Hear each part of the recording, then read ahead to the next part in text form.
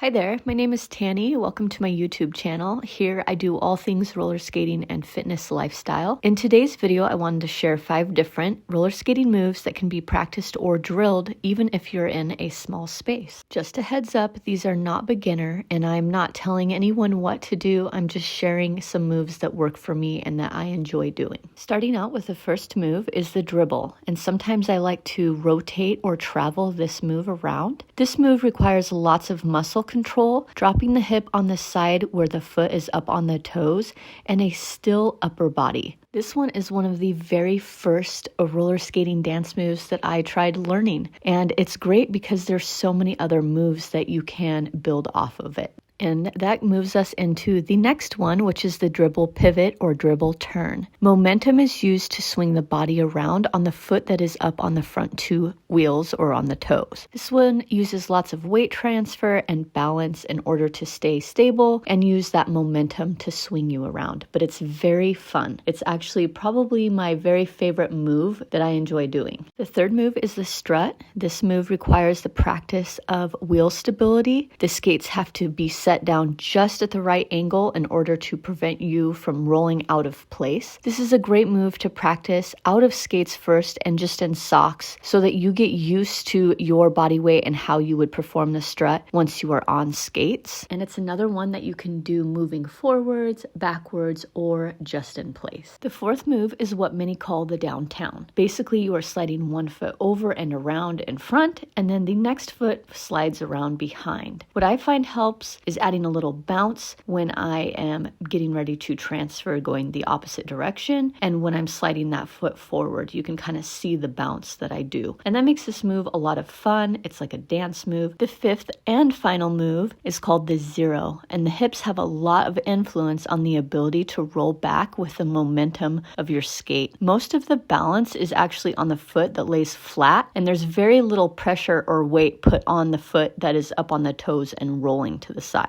This is another one of my very favorite moves. It's just so much fun to do. So I hope this video gave you some ideas of what you can work on, even if you're stuck in a small space. If you want to see anything in particular, let me know and I'll try to help out. And thank you for watching. I'll see you again soon. Bye-bye.